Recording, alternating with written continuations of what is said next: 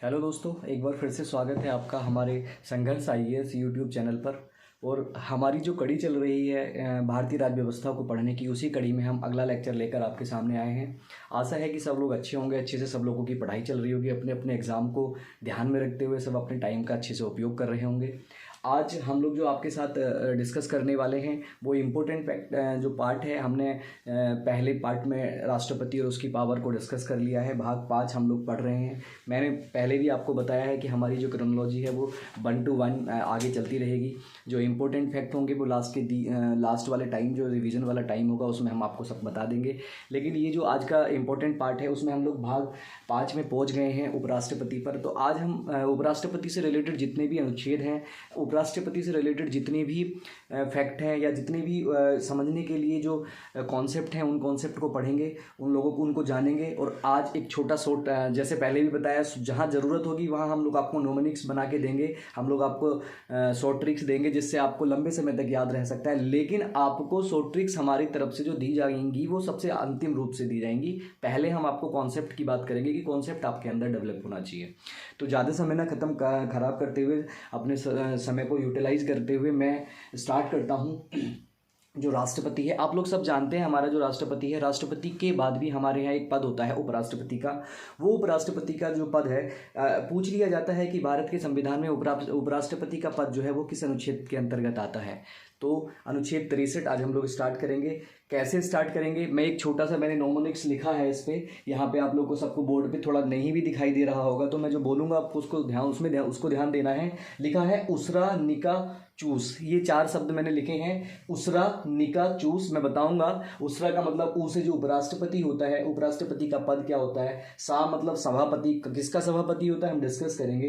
रा मतलब होता है कि जो राष्ट्रपति होगा, कार्यवाहक राष्ट्रपति होगा, उपराष्ट्रपति को कब कार्यवाहक राष्ट्रपति के रूप में नॉमिनेट किया जाएगा, वो रा है, 65 आर्टिकल के अंतर्गत आता है। उसके बाद है निका, नी मतलब निर्वाचन, 66 अनुच्छेद, उपराष्ट्रपति का निर्वाचन 66 अनुच्छेद के अंदर दिया गया है। उसके बाद का यानी कि कार्यकाल कितना होगा उस राष्ट्रपति का, 67 आर्टिकल में आपको दिया गया है। उसके बाद आगे चल के लिखा है चू मतलब होता है कि 68 आर्टिकल पे आएगा। और चुनाव का समय, कितने समय में चुनाव करा देना अनिवार्य है, कितने समय में चुनाव करने की बात संविधान में उपराष्ट्रपति की गई है। उसके बाद बात आती है सा, जैसे पता है, जैसे हमने पहले भी पढ़ा था, पकानी का को दुयो दशम में हमने सा लास्ट में पढ़ा था, मतलब शपथ, यानी कि 69 यानी कि 69 जो आर्टिकल आएगा वो आएगा आपका शपथ का। तो कैसे शपथ दी जाती है वो हम डिस्कस करेंगे। ये नोमोनिक्स है, ये पहले इसलिए बता दिया ताकि आपको ध्यान में रहे। और ये सबसे इसके बीच में तो एक लाइन में खत्म हो गया उपराष्ट्रपति। लेकिन अब जो कॉन्सेप्ट स्टार्ट है, जो मैं आपके साथ डिस्कस करूंगा कि राष्ट्रपति का पद जो है वो उपराष्ट्रपति का जो पद है वो उपराष्ट्रपति का पद कहां से लिया गया है। क्वेश्चंस जब पीसीएस में पूछे जाते हैं कि उपराष्ट्रपति के पद की बात करी गई है कि उपराष्ट्रपति का पद जो कहां से लिया गया है, तो आर्टिकल 63, ये जो हमारा ऊ है वो कहा गया है कि उपराष्ट्रपति का जो पद है वो यूएसए से लिया गया है, संयुक्त राज्य अमेरिका, इसको यूनाइटेड स्टेट ऑफ अमेरिका बोलते हैं, यहाँ से इसका पद लिया गया है। एक एक लाइन में आपको समझना है, बहुत ज़्यादा नहीं है, बस आपको ध्यान रखना है। उपराष्ट्रपति के पद की जो चर्चा है भारत के संविधान में की गई है 63 आर्टिकल के अंतर्गत, और वो पद जो है वो लाया गया है, कहाँ से लाया गया है, यूएसए से लाया गया है। आपको पता होगा कि हम लोग जो राष्ट्रपति पढ़ रहे तो राष्ट्रपति का पद जो था वो कहाँ से लाया गया था, आप लोग याद करेंगे, आप लोग याद करके बताएंगे। अगर आप लोग याद करके नहीं बताएंगे तो आप हमारी वीडियो को जाके वापस से देखेंगे, और वहाँ हमने बिल्कुल क्रिस्टल एंड क्लियर करा गया। और ये क्वेश्चंस हैं आए हुए पीसीएस में, ये क्वेश्चंस बार बार पूछे गए हैं अलग अलग स्टेट पीएससी और वनडे एग्जाम में। तो आप लोग अगर थोड़े एक्टिव होकर पढ़ाई करते हैं तो आपको जो हम बता रहे हैं वो सारे क्वेश्चंस आपको मिलेंगे एग्जाम्स में, ठीक है। उसके बाद हम बात करते हैं आर्टिकल नंबर 64 की। तो उस आर्टिकल नंबर 64 क्या कहता है, आर्टिकल नंबर 64 कहता है कि जो उपराष्ट्रपति है, एक्चुअल में आपको पता है उपराष्ट्रपति का हमारे यहाँ कोई काम नहीं होता। उपराष्ट्रपति की एक्चुअल में हमारे संविधान में और हमारे जो सिस्टम है, उपराष्ट्रपति की कोई सैलरी नहीं दी है, कोई सैलरी नहीं है, कोई सैलरी उसको नहीं दी जाती है।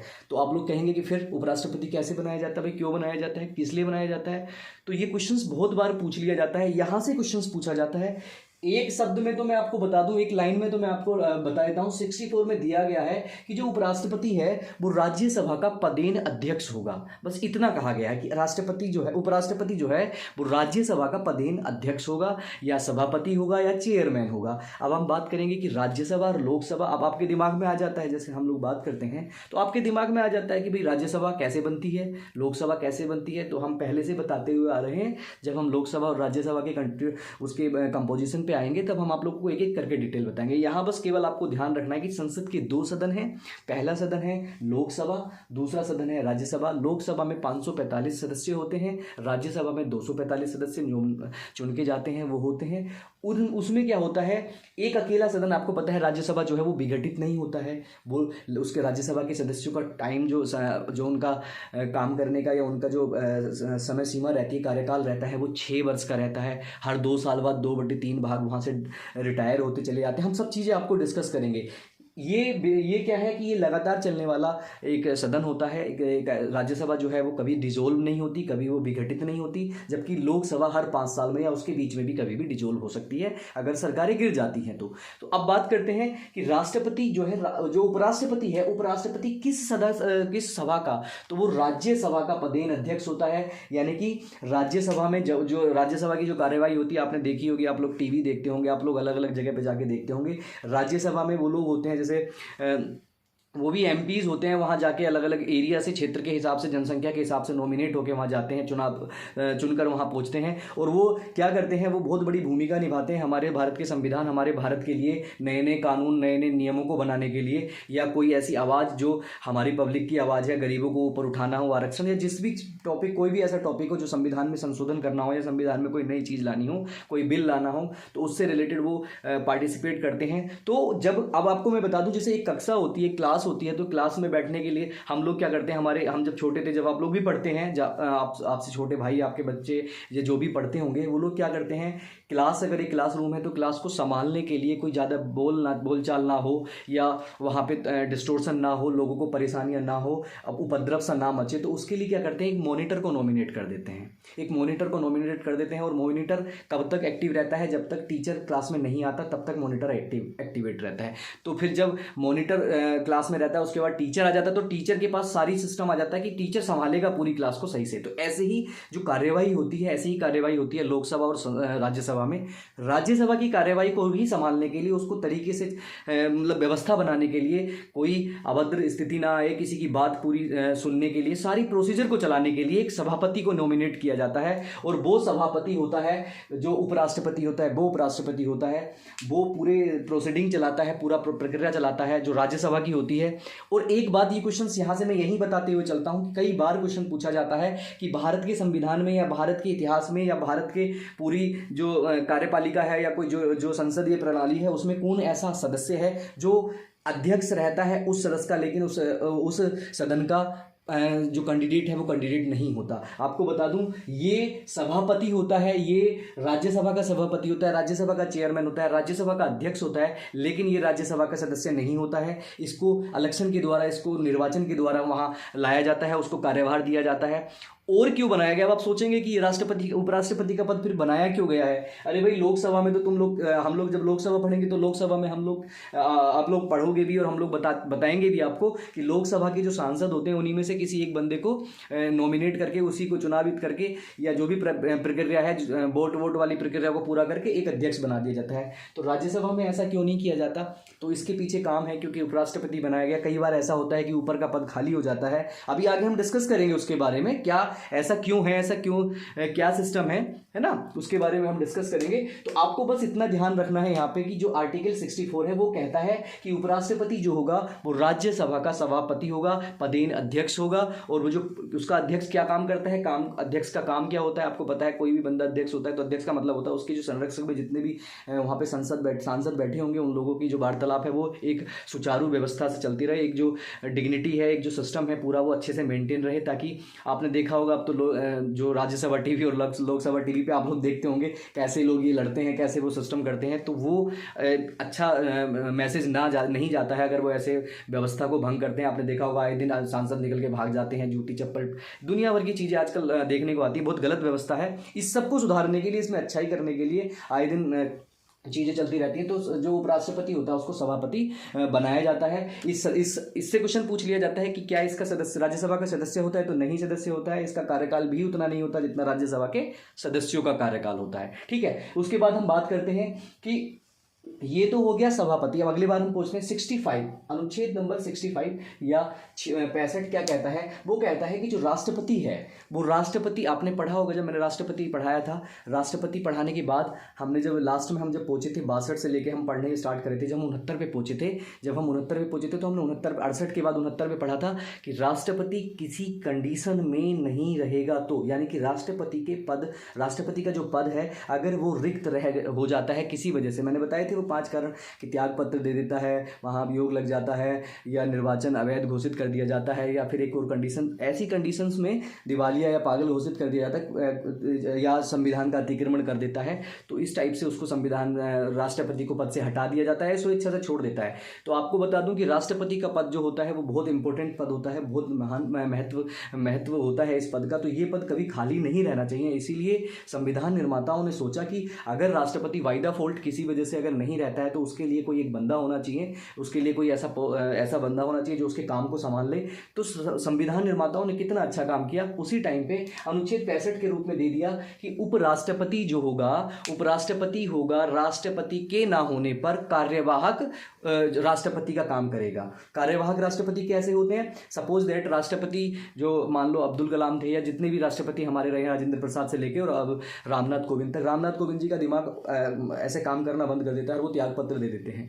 और हमारी पता चलता है कि डिफेंस डील चल रही है, किसी के साथ ट्रेड डील चल रही है, किसी दूसरे देश के साथ वॉर की स्थिति आ रही है, बहुत अलग अलग स्थितियां पैदा हो सकती हैं, है ना। तो उस स्थिति को संभालने के लिए राष्ट्रपति के साइन जरूरी है। आपको पता है राष्ट्रपति की पावर्स में हमने पढ़ा है कि वहां जरूरी है इन सब चीजों को देखना कि राष्ट्रपति के साइन के बिना तो युद्ध नहीं हो सकता, युद्ध विराम नहीं हो सकता, किसी दूसरे देश से विदेशी संबंधों को अच्छे से नहीं बनाया जा सकता राष्ट्रपति के साइन के बिना। हालांकि प्रधानमंत्री आपस में संबंध बना लेते हैं, लेकिन राष्ट्रपति की साइन जरूरी होते हैं, क्योंकि हमें पता है, हमने राष्ट्रपति की जो पावर है वो पढ़ी है। क्या पढ़ी है? कि विदेशी राजदूत यानी कि राजदूत जो होते हैं, एम्बेसडर या हाई कमीशन से जो इंटरेक्शन होता है उनको कहाँ भेजना है, कहाँ लाना है, कैसे संबंध बनाने, वो राष्ट्रपति की बात है। अब ऐसे में अगर राष्ट्रपति त्याग पत्र दे देगा तो क्या होगा? तो उन्होंने इस पद को कहा, इस जो उपराष्ट्रपति के पद को डाला आर्टिकल 63 में, और आर्टिकल 65 में कह दिया कि कार्यवाहक राष्ट्रपति के रूप में उपराष्ट्रपति काम करेगा। मान लो कोई राष्ट्रपति नहीं रहता है तो उसके स्थान पर वो, मैंने बताया भी था आपको, कार्यवाहक राष्ट्रपति आपको बताए थे कि 3 जबकि 2 राष्ट्रपति की मृत्यु हुई थी जिनके कारण उनका पद हुआ था, लेकिन 3 वहां पे राष्ट्रपति, उपराष्ट्रपति जो है कार्यवाहक राष्ट्रपति के रूप में बन गए थे। तो कार्यवाहक का मतलब पूरी पावर्स उसके पास राष्ट्रपति की ही रहती हैं। अगर कोई उपराष्ट्रपति कार्यवाहक राष्ट्रपति के पद पे चला जाता है तो उसके सारे काम, सारे सिस्टम्स, राष्ट्रपति के जो भी, राष्ट्रपति के जो वेतन भत्ते हैं, जो सुविधाएं हैं, वो सारी उसको राष्ट्रपति की मिलती हैं। सारी जो पावर्स होती हैं वो राष्ट्रपति की होती हैं। किसी कार्यवाहक, ये क्वेश्चंस कई बार पूछा जाता है कि किसी कार्यवाहक उपराष्ट्रपति जो है वो राष्ट्रपति बन के गया है कार्यवाहक राष्ट्रपति।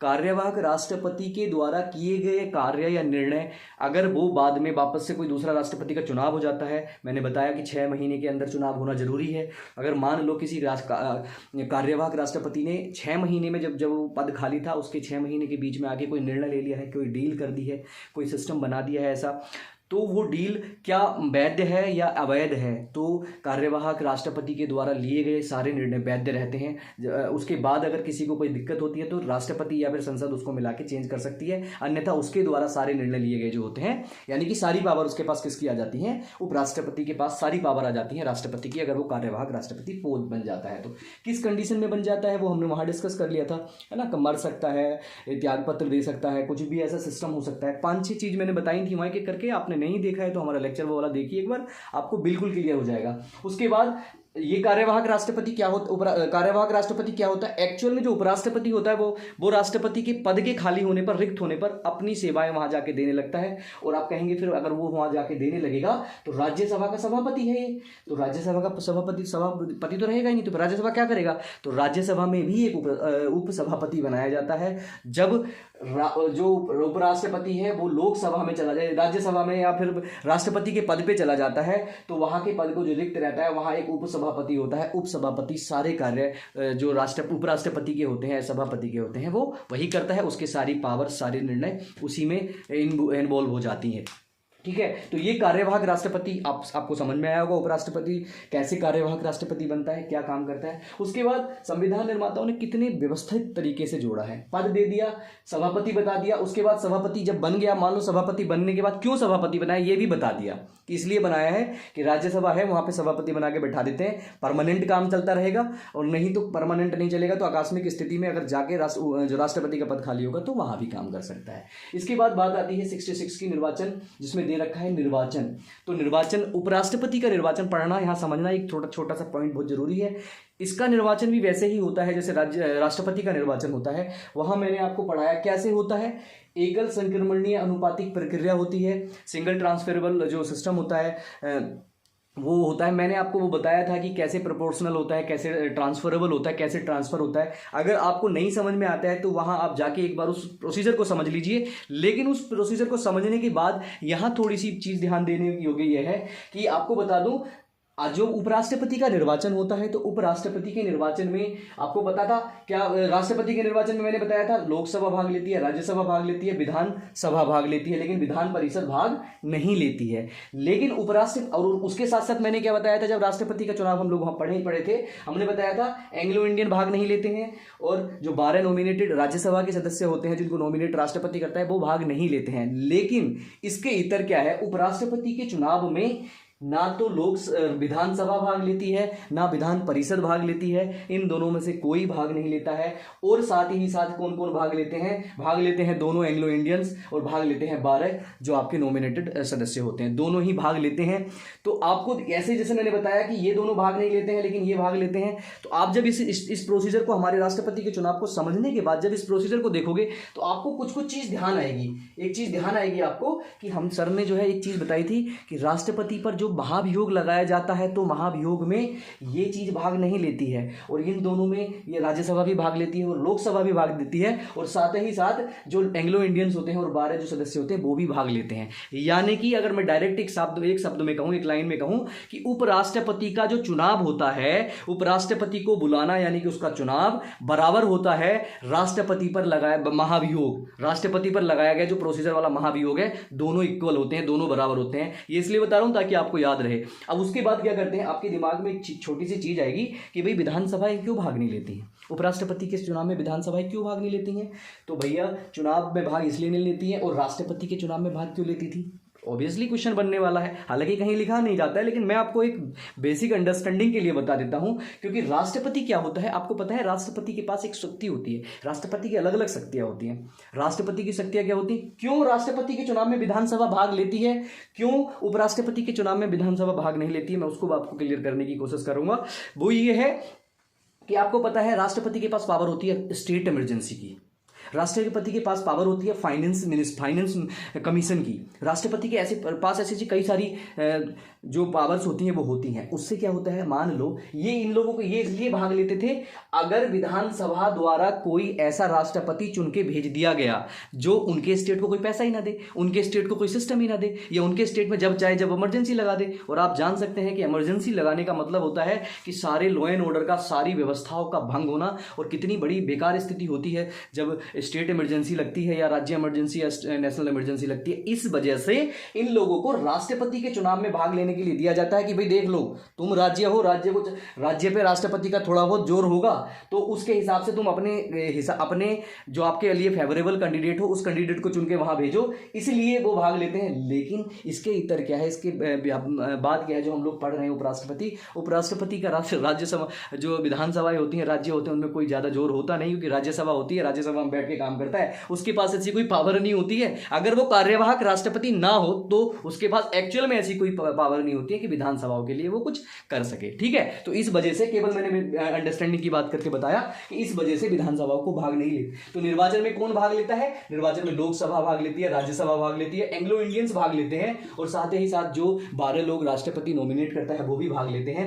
और इसी के साथ साथ हमारे संविधान में, कहीं भी संविधान में उपराष्ट्रपति के पद पे जो बंदा आएगा, जो उपराष्ट्रपति के पद में उपराष्ट्रपति बनने वाला जो भी बंदा होगा, उसकी योग्यताओं का कहीं जिक्र नहीं किया गया। इसी के निर्वाचन में उसका जिक्र किया गया है। क्या जिक्र किया गया है, जैसे मैंने आपको वहां भी बताया था, वहां तो राष्ट्रपति के निर्वाचन के लिए क्या योग्यताएं होनी चाहिए वो बताई गई थी, लेकिन यहाँ पे योग्यताएं नहीं बताई गई हैं। ये निर्वाचन में ही इंक्लूड है, निर्वाचन में ही बताया गया है। क्या बताया गया है कि वो भारत का नागरिक, कोई राष्ट्रपति जो उपराष्ट्रपति है उसके पद के लिए कोई उम्मीदवार है तो उसको जरूरी है कि वो भारत का नागरिक हो। ठीक है। उसको ये जरूरी है कि वो दिवालिया या पागल घोषित ना हो, किसी के भी द्वारा बैंकरप्ट ना हो या पागल घोषित ना किया गया हो, 35 साल की उम्र उसने 35 ईयर की एज उसने पूरी कर ली गई हो, और साथ ही साथ जो इंपॉर्टेंट पार्ट है आपने देखा होगा, मैंने वहां बताया था कि राष्ट्रपति की पद के लिए जो अनुमोदक और प्रस्तावक की एक बात करी गई थी। अनुमोदक और प्रस्तावक का मतलब होता है जो लोग होते हैं कौन उठाना चाहते हैं, किसको ऊपर उठाना चाहते हैं कि तुम इलेक्शन लड़ो। तो सबसे पहली बात प्रस्तावक, वहां बताए थे राष्ट्रपति के इलेक्शन के लिए प्रस्तावकों की संख्या मैंने आपको बताई थी 50 कम से कम, और यहां पे है 20। अगर किसी बंदे को उपराष्ट्रपति बनना है, चाहे वो राज्यसभा या लोकसभा से किसी से भी 20 प्रस्तावक लाके प्रस्तुत करे, यानी कि 20 प्रस्तावक जो हैं वो उस किसी भी बंदे का नाम प्रस्तुत कर सकते हैं। वही कंडीशन होंगी, लाभ का पद नहीं होना चाहिए, दिवालिया नहीं होना चाहिए, वो कंडीशन सारी वही होंगी, 35 साल उम्र पूरी होनी चाहिए। उसके बाद ये तो प्रस्तावक हैं, प्रस्तावित कर देते हैं, और उसके बाद 20 अनुमोदक, यानी कि लिखित में 20 ऐसे कैंडिडेट्स का नाम होना जरूरी है, यानी जो या तो लोकसभा के सदस्य हों या राज्यसभा के सदस्य हों। इसमें ऐसा कुछ नहीं दिया गया कि 10-20 राज्यसभा के ही होने चाहिए या 20 लोकसभा के ही होने चाहिए, कहीं से भी हो सकते हैं। पर एक ये कहा गया है कि जो प्रस्तावक होंगे वो अनुमोदक नहीं होंगे, प्रस्तावक और अनुमोदक अलग अलग चाहिए, 20 चाहिए। क्वेश्चन पूछा गया था यूपीपीसीएस में। उसके साथ साथ क्या कहा गया है, अगले वाली योग्यता में कहा गया है कि 15,000 की जमानत राशि वो जमा करेगा, और उसके बाद वो उपराष्ट्रपति के पद के लिए नॉमिनेट हो जाएगा। तो उसके बाद ये पूरा प्रोसीजर था। इसकी जो प्रोसीजर है, जो इसके निर्वाचन का प्रोसीजर है वो मैंने बता दिया है। एकल संक्रमणीय है, मैंने बताया कैसे प्रेफरेंशियल होता है, कैसे वो जो जो अनुपातिक प्रक्रिया होती है वो कैसे होती है। वो आपको अगर नहीं समझ में आता तो एक बार पीछे जाइए, इससे पहली वाली जो वीडियो है उसमें आपको राष्ट्रपति का निर्वाचन मिल जाएगा। मैंने बड़े ही आसान ढंग से उसको उसमें बताया है, ठीक है। उसके बाद क्या होते हैं, जैसे ही अब बात आती है कि उपराष्ट्रपति का निर्वाचन हो चुका है, तो अब आर्टिकल आता है इसके बाद 67 या 67 अनुच्छेद आता है। 67 अनुच्छेद में क्या कहा गया है कि जो उपराष्ट्रपति है, उपराष्ट्रपति का कार्यकाल कितना होगा, उपराष्ट्रपति का कार्यकाल कितना होगा, तो साफ साफ लिखा है कि शपथ लेने से 5 साल तक का इसका कार्यकाल होगा, 5 साल तक का इसका कार्यकाल होगा। 5 साल तक ही अपने पद पे बना रह सकता है, लेकिन हमारे इसी संविधान में कहीं पर भी उपराष्ट्रपति को हटाने के लिए कोई अनुच्छेद नहीं बताया गया है। कार्यकाल में ही छोटी सी बात बता दी गई है, कार्यकाल में ही उसको जिक्र कर दिया गया है। मैंने आपको बताया था राष्ट्रपति को हटाने के लिए केवल महाभियोग का जो शब्द है, महाभियोग, उसका उपयोग होगा। इसके अलावा बाकी जितने भी लोग हैं, चाहे वो हमारे उच्चतम न्यायालय का न्यायाधीश होगा, चाहे वो उपराष्ट्रपति होगा, चाहे ऐसे कितने सारे छोटे छोटे नीचे वाले जो पद होंगे, उन सबको हटाने के लिए महाभियोग जैसी प्रक्रिया लगाई जाएगी, लेकिन महाभियोग शब्द यूज नहीं करा जाएगा, उसकी जगह यूज करा जाएगा संसदीय प्रणाली या संसदीय कार्य प्रणाली। जैसे संसद की जो प्रक्रिया है उस प्रक्रिया के अनुसार उसको हटाया जाएगा। लेकिन मैं अब यहाँ पे बार बार संसदीय प्रक्रिया ना बोलते हुए केवल महाभियोग बोलूंगा, तो आप लोग इससे रिलेट नहीं करेंगे कि महाभियोग तो केवल राष्ट्रपति के पास लगाया जाता है, ठीक है। मैंने क्यों बात करी, क्योंकि 5 साल तक का पद बनाया गया है, लेकिन 5 साल में अगर हो सकता है, उसने संविधान का 5 साल के बाद 4 साल में, उसने 1 साल बाद ही उसने संविधान में जो हमारा संविधान है उसका अतिक्रमण कर दिया, उसमें कोई ऐसा काम जो संविधान के खिलाफ है, संविधान के अगेंस्ट है, वो कर दिया, तो उसको हटाया जा सकता है। तो उसको हटाने के लिए क्या कहा गया है, उसको हटाने के लिए महाभियोग में लिखा है, संसदीय कार्यवाही लिखा गया है। प्रोसीजर मैंने आपको बता दिया कैसे लगती है, मैं फिर भी एक बार डिस्कस कर रहा हूं। क्या होता है आपको पता है, संसद होती है, विधानमंडल होता है, तो विधानमंडल का तो कोई रोल ही नहीं रहता है। जब इलेक्शन में भाग नहीं लेते तो हटाने में कैसे भाग लेंगे, इसको बिल्कुल सेपरेट कर देंगे, इसको मिटा देंगे, ये इस पे कोई जरूरी नहीं है यहाँ पे। उसके बाद क्या होता है, राज्यसभा, आपको बताया राज्यसभा का क्या होता है, उपराष्ट्रपति पदेन सभापति होता है, पदेन सभापति होता है। आपको बताया था राष्ट्रपति को हटाने के लिए महाभियोग यहां भी स्टार्ट किया जा सकता था, यहां भी स्टार्ट किया जा सकता था, यानी कि लोकसभा में भी और राज्यसभा में भी, जिसमें भी चाहे उसमें स्टार्ट कर दिया जा सकता था। लेकिन उपराष्ट्रपति को हटाने के लिए केवल और केवल किसमें जो प्रक्रिया है किसमें स्टार्ट की जा सकती है, वो केवल राज्यसभा से जो प्रोसीजर है वहां से स्टार्ट किया जा सकता है। ये क्वेश्चन पूछ लेता है कि उपराष्ट्रपति को हटाने के लिए जो प्रक्रिया है, जो प्रस्ताव है, जो प्रोसीजर है, वो कहां से, किस सदन से स्टार्ट किया जा सकता है। ऑप्शन में लिखा होता है लोकसभा, बी राज्यसभा, सी लोकसभा और राज्यसभा बोथ, डी इनमें से कोई नहीं। और बहुत अच्छे जो बच्चे होते हैं जो दिमाग थोड़ा कम लगाते हैं और वो लगा के आ जाते हैं ए और बी, मतलब ए और सी, यानी कि राज्यसभा और लोकसभा दोनों,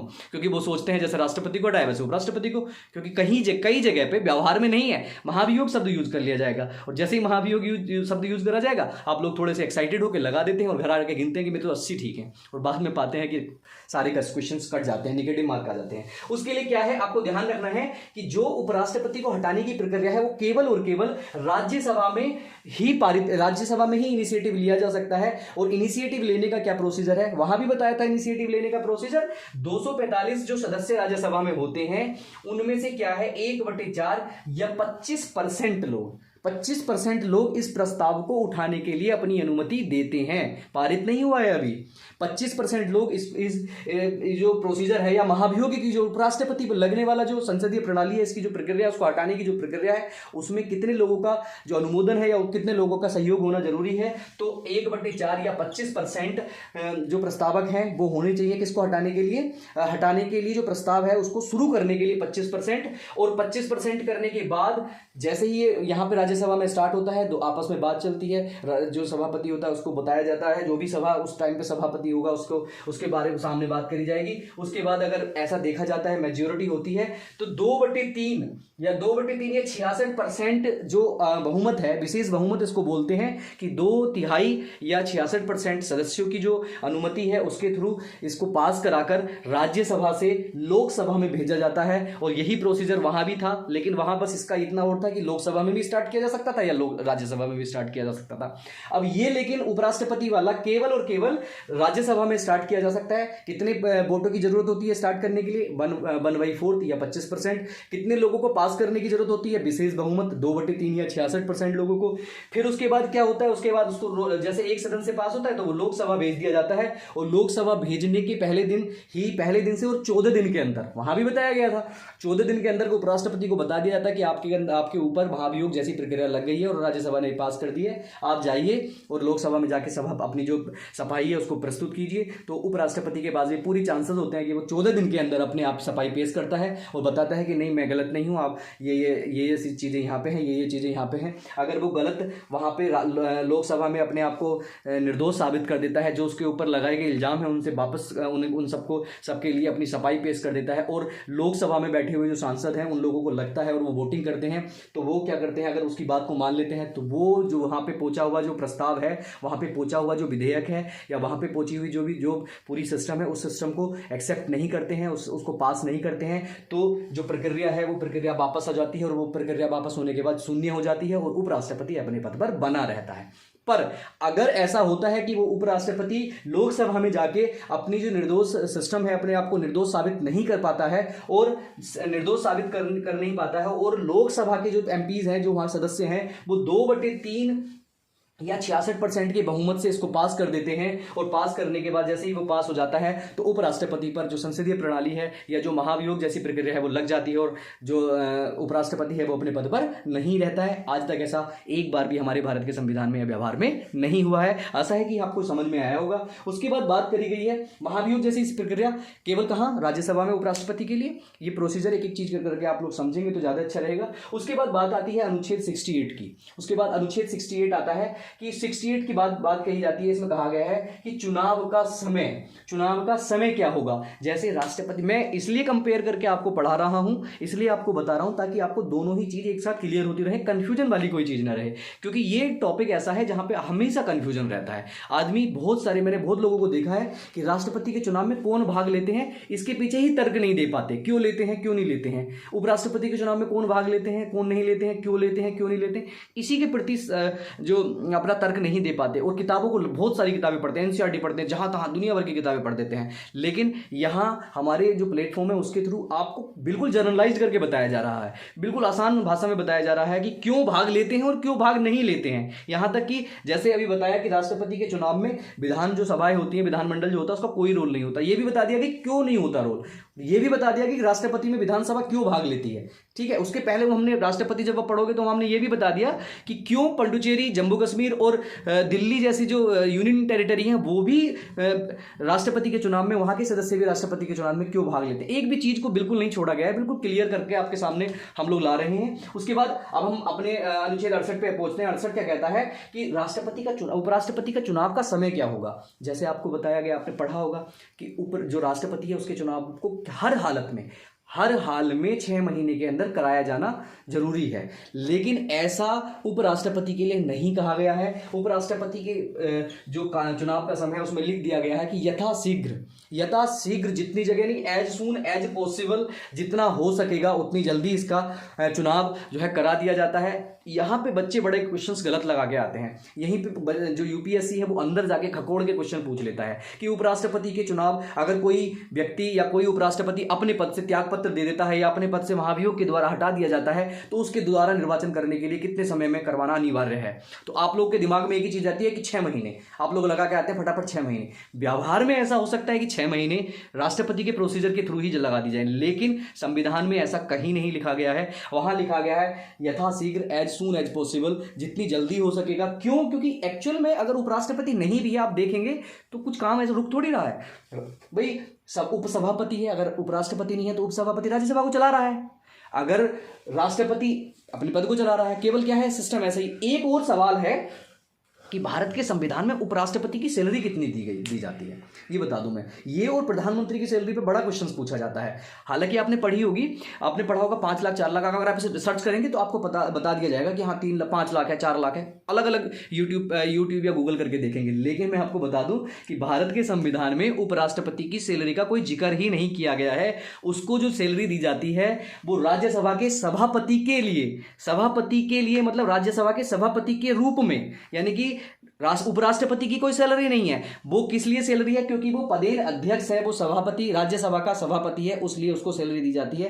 कितनी दी जाती है ये आपका काम है, आप यूट्यूब पे सर्च कर लीजिए। लेकिन ये शब्द से बचिए आप, क्योंकि यूपीएससी इन्हीं शब्दों से खेल के एक स्टेटमेंट बना देता है और आप लोग वहां घूम जाते हैं और आप लगा देते हैं 5-5 लाख। तो यहां से बचना है आपको, ठीक है। तो चुनाव का समय कोई निश्चित नहीं है, 6 महीने भी नहीं है, 1 साल भी नहीं है, 3 महीने भी नहीं है, यथाशीघ्र यानी कि एज सून एज पॉसिबल, जितनी जल्दी हो सकता है संविधान में उसको बताया गया है। उसके बाद बात आती है अनुच्छेद नंबर 69 की। अनुच्छेद नंबर 69 क्या कहता है कि जो उपराष्ट्रपति की जो शपथ है, उपराष्ट्रपति की शपथ जो दिलाएगा वो राष्ट्रपति दिलाएगा। ये बहुत बार पूछा गया है कि उपराष्ट्रपति की शपथ कौन दिलाएगा?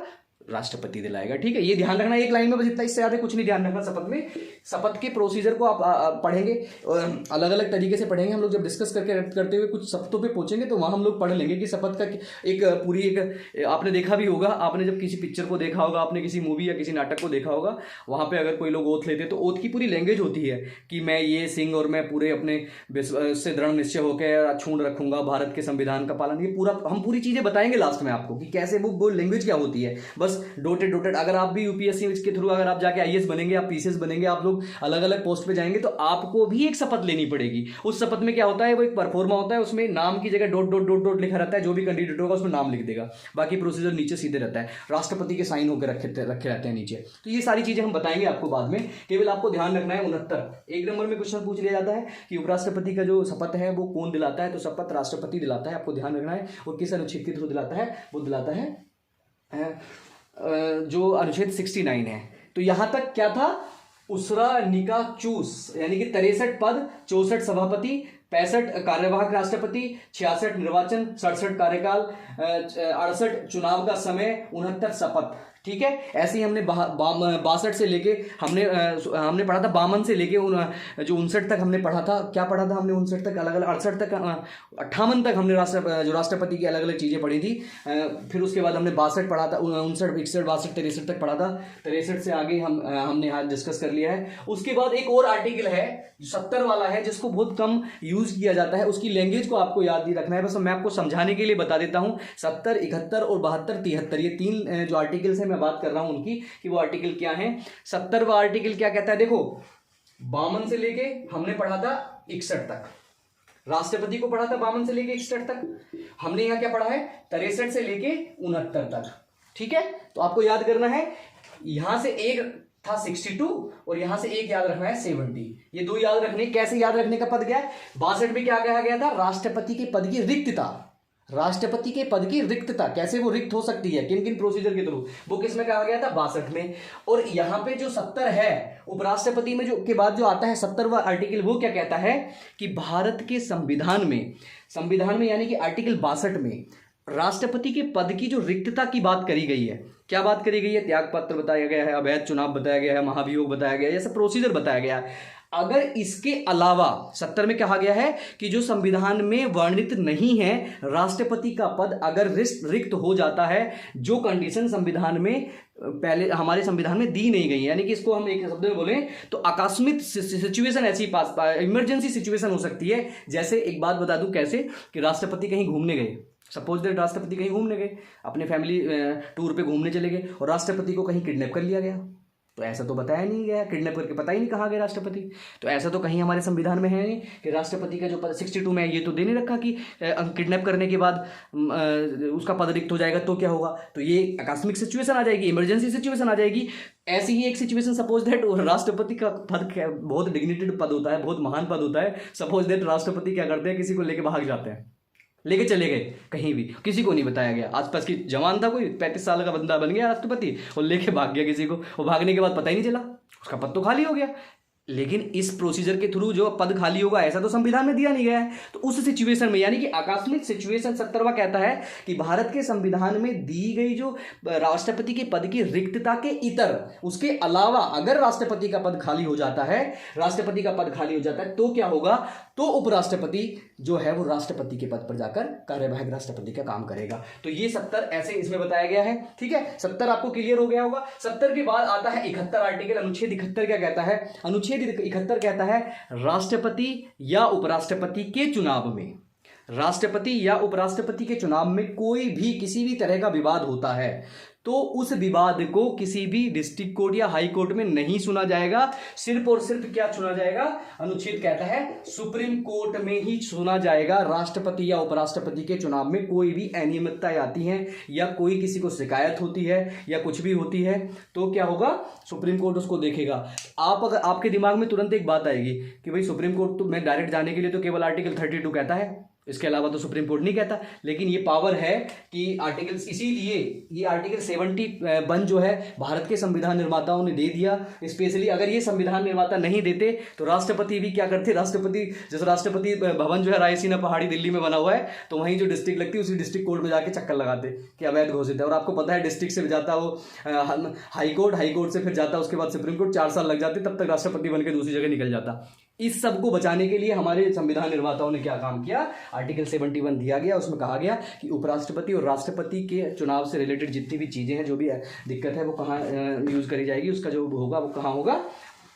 वो सुप्रीम कोर्ट में। इसी के साथ साथ हम बात करेंगे एक बार और आर्टिकल 72, ये थोड़ा सा राष्ट्रपति की क्षमादान शक्तियां हैं, इनको मैं डिटेल में अगले लेक्चर में आपको बता दूंगा। उसके बाद आर्टिकल 73 है। 73 में क्या कहा गया है? आर्टिकल 73 कहता है कि जो कार्यपालिका का विस्तार है, अनुच्छेद 23 कहता है कि कार्यपालिका का जो विस्तार है, कोई विभाग बनाना है, कोई डिपार्टमेंट बनाना है या कुछ ऐसा चीज़ बनानी है जो उस टाइम की तत्कालीन या वर्तमान में ज़रूरत पड़ती है, तो उस विभाग के लिए राष्ट्रपति अपनी इच्छा से किसी भी विभाग का सर्जन कर सकता है, उसका विस्तार कर सकता है। कार्यपालिका का किसी भी विस्तार की बात करी गई है 73 में। ठीक है, तो यहाँ तक केवल एक 72 आर्टिकल रह गया है, उसमें राष्ट्रपति की क्षमादान शक्तियाँ हैं, 5 होती हैं। एक एक करके डिटेल करेंगे क्योंकि इंपॉर्टेंट है, क्वेश्चन वहाँ से पूछा जाता है। ये पूरा प्रोसीजर उपराष्ट्रपति का था। आज उपराष्ट्रपति खत्म। नेक्स्ट वीडियो में हम लोग पढ़ेंगे 72 पढ़ेंगे, उसके बाद 74 पढ़ेंगे। मैंने 71 आज एक बार फिर से रिवाइज कर लेते हैं। 63 पढ़ा पद, 64 पढ़ा अपने जो पदेन सभापति है, 65 पढ़ा कार्यवाहक राष्ट्रपति, 66 पढ़ा निर्वाचन, 67 पढ़ा कार्यकाल कितना होगा, 68 पढ़ा चुनाव का समय क्या होगा, 69 पढ़ा जो राष्ट्रपति की शपथ है, उपराष्ट्रपति की शपथ है वो, 70 आपने पढ़ा कि किन स्थिति में जो उपराष्ट्रपति है, जो संविधान में सिचुएशन नहीं दे रखी, उनकी इतर कोई सिचुएशन पैदा हो जाती है तो उपराष्ट्रपति राष्ट्रपति बन जाएगा।